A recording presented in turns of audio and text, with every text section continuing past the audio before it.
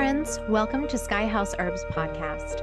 I'm Ashley Elenbaas, a clinical herbalist, and in this space, I share my knowledge and experience with plant medicine to help you on your own journey of healing and transformation.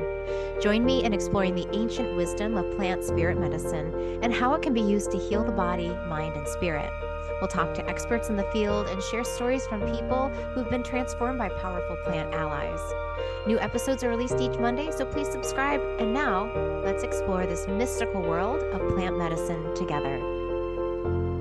Hey everyone, welcome in. My name is Ashley Marie Elenbaas, and I'm a clinical herbalist with over 15 years of experience. If you've listened to my podcast before, I love to share things about my herbal experience, working with clients, working with my family, and using herbs on myself. So you can imagine that, like anyone that's been in a certain field for a long period of time, I've made mistakes, and I've made some pretty big ones, and I even have pictures to prove it. In today's episode, I am going to share with you 5 mistakes I've made as an herbalist that you can avoid. Before we go into today's content, please, if you haven't yet subscribed to my channel, click the subscribe button. That will help you find me and others to find my work and hopefully save them some bruises and blisters, as you will see, from using herbs in the wrong way. I also want to mention that you can join me for a year-long herbal apprenticeship program that starts every April, and also a year 2 apprenticeship where you can deepen your herbal studies starting this fall. If you live in the Minnesota area, I host monthly garden gatherings where you can come and join me and other Minnesotan and Midwesters in the garden for art, medicine making, and learning about the ways to properly use herbal medicines. All right, let's talk about what not to do. This is a list of what I call my herbal fails, and I'm going to start with one of my most recent herbal fails. I'll give you a backstory. So like a lot of people in the wellness world, I reached out to someone else to help me on my wellness journey. This person is not quite as seasoned. I should have known because they recommended that I use garlic on the bottom of my feet.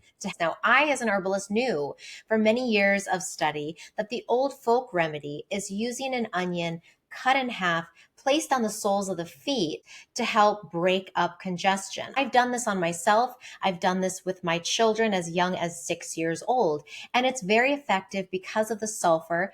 It absorbs through the feet, goes up into the lungs, and thins the mucus. This has been tried and true. However, when this guy was like, oh, I use garlic on the soles of my feet, I thought to myself, well, they're related, so maybe I'll try the garlic. Maybe it's a stronger remedy. I had a cold and it was really bad. I was up all night coughing, full congestion, difficulty breathing. And I was like, let me just try. So I went into my kitchen. I took my garlic press, took 2 cloves of garlic, pressed them in the press, applied them to the bottoms of my feet, like he had said, and I used saran wrap around them and then put my socks on. Then I went to bed. I will say for the first half an hour to an hour, my congestion was completely cleared. I was not coughing. I could feel everything was thin. So I knew that it was working, but my feet were burning. And I was like, this is really uncomfortable. But I thought to myself, I'm just going to bear with it because the coughing is better. Well, somewhere around 3 or 4 in the morning, the burning was so bad. I woke up, I took the garlic off, I rinsed off my feet, and that part of my foot on the very sole of my foot was really red. So let me show you what it looked like. Okay, friends, this is the bottom of my foot with a severe burn after applying garlic to the bottom of my feet to help with my congestion and cough. That's not good. I was so mad at myself because I should have known that garlic is so caustic and is considered to be hot in the 1st degree by the old herbalists that it should never be applied directly to the skin. My fail, I could feel it burning. I was like, I'll just tough it out. I should not have. And I'll tell you what was even worse about this is that I had these big pus-filled blisters, basically burns on the bottoms of both feet. This was the night before my daughter's 7th birthday party at a swim center. I was in so much pain walking around on these. I couldn't get in the water, and I had to have the lifeguards wrap my feet in gauze because I could not walk on my feet any longer.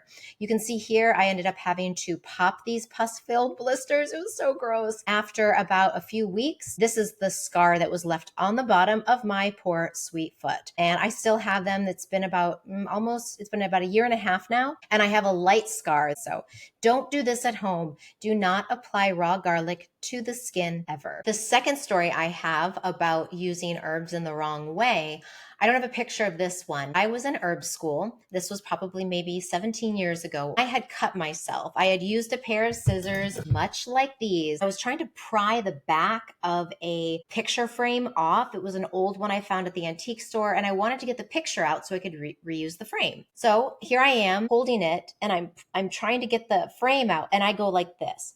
Shh. And I make a huge gash. You can still see the scar a little bit right here. As a good herb student, I was looking in my books. What can I use for this cut? And it was very red and inflamed. So after I disinfected it, in my books, it said you can use marshmallow root to bring down inflammation and to help soothe. I made a strong hot tea and I applied the wet root directly to the wound. And I wrapped it in a bandage and I let it sit overnight. This was a bad idea because when I took that bandage off the next day, it was even more red. So what did I do? I said, well, I need to put more marshmallow root on it. So I rinsed it off. I think I probably put a little bit of echinacea on it because I knew that was the right thing. I put more marshmallow root, wrapped it back up and left it on. Well, the next day I went to herb school and I said to my herb teacher, can you take a look at this cut? I've been treating it with marshmallow root and it seems to be getting worse. So he took one look at it and he goes, you need to go to the doctor because I started getting this red blood poisoning line going from the cut up into towards my veins, towards my heart. Basically what I had done and I didn't realize is that marshmallow root is a good anti-inflammatory. It can be a wound healer, but not the whole root because the root is full of proteins and it's got fibers in it. What I should have done is I should have made a tea with the marshmallow root, strained it, and then applied the tea as a compress along with using other antimicrobial herbs, which would have been stronger because marshmallow root is not antimicrobial. What I was essentially doing was putting fiber on there and those starches were feeding the infection. And so I ended up having to go on antibiotics and using an antibiotic ointment so that I didn't die of blood poisoning. So folks, don't do that at home. If you get a wound, wash it well, use a disinfectant, and never apply whole plant mixtures to it for long periods of time. The exception here might be something like yarrow, which can be chewed up into a poultice and applied to a cut, but make sure that you rinse it out periodically. Do not sleep with the herbs raw on your skin overnight because that's how you can start to breed infection. Things to never do as an herbalist, number 3. One of my biggest herbal fails as a gardener was taking mugwort from my local field and putting it into my garden bed. Here is a picture of the beautiful plant, mugwort, Artemisia vulgaris. It's a wonderful bitter herb. It's great for making dream pillows. It's a really good emmenagogue for moving the menses and moving the blood, but you do not put it in a garden bed because it will take over. Let me just show you. So I want you to just see right here. There is some beautiful mugwort growing. I have some echinacea that's growing here. Well, by the end of that year, look at this whole bed over here. The echinacea is pretty much being crowded out by the mugwort. I ended up trying to pull mugwort out of that bed for 2 years in a row. And every spring, more and more mugwort would come. It was the worst mistake I made. That entire bed was scattered with mugwort popping up and strangling out the other plants in my garden. Do not ever plant mugwort in a garden bed unless you want the entire bed and around the bed and in the sides of the bed to become mugwort. This is also true for mint family plants, peppermint, spearmint, apple mint, and lemon balm. Those tend to really take over spaces because they have root systems that go horizontally. They will spread, spread, spread. Learn from my mistake. Do not plant mint and do not plant your artemisias in your garden bed. The fourth herbal fail is something also that I did to myself. Notice a theme here. We herbalists are our own best guinea pigs. I was taking hormone replacement therapy and I was using progesterone. It was working very well, except for I started having breast tenderness. In the past, I had had that same symptom and I had taken Vitex or chaste tree berry as a tincture to help. And so I thought to myself, well, it's helped me before. Well, it was too much hormonal dysregulation at once, because then I started actually spotting between my cycles and having 2 cycles. I figured it out pretty quickly and I stopped. And then after I stopped taking my progesterone, I started to take my Vitex separately on its own. And now my cycles are very consistent, just like they were in my 20s when I took it. You have to be very careful when you're taking hormone replacement therapy and taking hormone modulating herbs. It's a very delicate balance. So if I were to talk to myself, then I probably would have said something like, Ashley, use a lymphatic that doesn't have a hormone element to it while you're taking progesterone. My fifth and final do not do is don't wait too long to treat a cold. When you have cold symptoms, that means your throat is starting to get scratchy, you're feeling a little run down, a little bit feverish, start taking your immune boosting herbs right away. I've had a lot of success with this. I could probably count about 10 times where I have successfully fought and won over a common cold just by eating toast with raw garlic, honey, olive oil, and hot sauce. I call it the LA cold cure. You can watch other videos where I show you how to make it. It is a tried and true recipe. The difference between taking crushed raw garlic internally and putting it on the bottom of your feet is I buffered it with olive oil and honey, which breaks down the caustic nature of garlic so that you don't get burns in your throat. So from the first one, you learned something about my fifth one.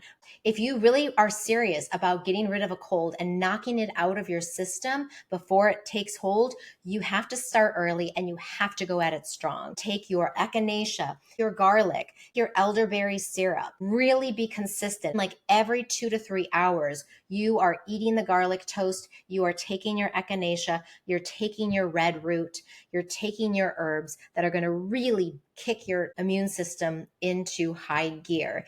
You can often give your immune system the opportunity to fight it off before it overwhelms your system. I have waited too long and have been like, oh, it's just a little scratchy throat. And I'll eat a little bit of my garlic toast. Then I won't do it again for the rest of the day. I'll tell you, that's when it hits you. You cannot take elderberry syrup once and say it didn't work. Nope, it was you that didn't do it right. Or I can point the finger at myself. It was me that didn't do it right because I didn't take it consistently at regular intervals. And that is so important if you want to kick a cold. That's what I have for you today. Those are 5 herbal fails, things I have done wrong, but have learned valuable lessons from so that you don't have to.